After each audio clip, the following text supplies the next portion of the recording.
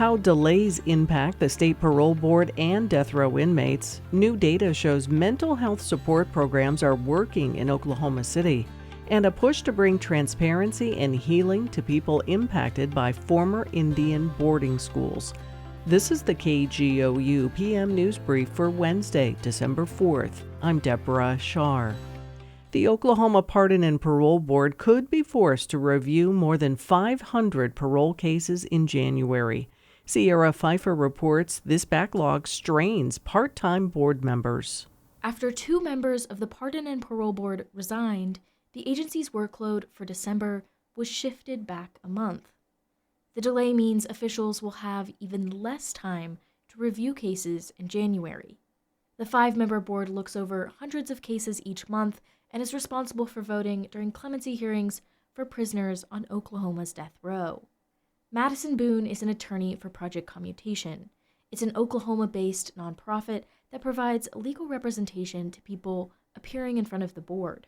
It's just really unfortunate because this is one more month that all of these people will have to spend in prison.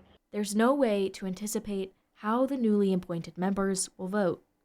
In Oklahoma City, I'm Sierra Pfeiffer. State agencies are asking lawmakers for an $830 million budget increase heading into the next fiscal year.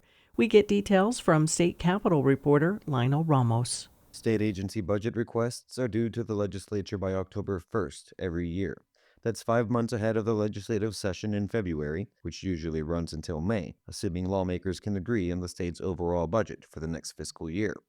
Agency appropriations make up a large part of the overall state budget, but the requests agencies file are nothing more than wish lists with attached dollar amounts. The money appropriated to them doesn't always reflect what they ask for. This year, agencies are asking for $13.3 billion.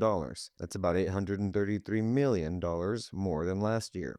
Lawmakers will spend long hours debating how state money should be moved around. The last budget they put together was about $12.5 billion. Lawmakers do consider the agency's requests, but a slew of other factors too, like the costs of implementing new and old legislation. In Oklahoma City, I'm Lionel Ramos. Oklahoma's 60th legislative session starts next February.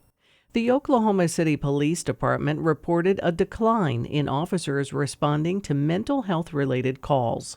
KGOU's Spencer Plato reports people in crisis are instead connecting with specialized support.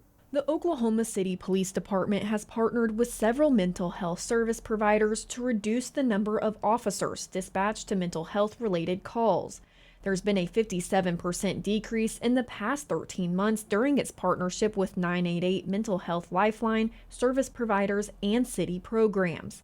The Oklahoma Department of Mental Health and Substance Abuse Services saw a 79% increase in 988 Lifeline monthly callers during the same time. Oklahoma City Police Chief Ron Basie says the partnerships allow people to receive the support they need without emergency law enforcement intervention.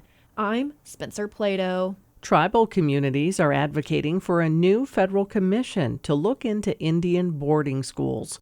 As Sarah Lisi reports, the proposal would build on the Department of Interior's investigation. There are more than 500 identified Indian boarding schools to date, and officials have counted almost 1,000 children who died while attending the schools. But not all of those institutional records are available for review. The BIE and the BIA, they can't make private institutions pony up records for us to understand how much money was spent indoctrinating these kids so they would forget their communities and forget their languages, forget their religions. That's the chief of the Shawnee tribe, Ben Barnes. He says passing federal legislation to create the commission would ensure private institutional records will be accounted for, meaning Indigenous boarding school students across Turtle Island can receive justice. In Oklahoma City, I'm Sarah Lisi. You can find more Oklahoma news on our website, kgou.org, and on the KGOU AM NewsBrief podcast. I'm Deborah Shar. We could all use a little help navigating the news these days. The Consider This podcast wants to give you a hand. 6 days a week, we'll help you make sense of the day's biggest news story and what it means for you in less than 15 minutes. Listen now to the Consider This podcast from NPR.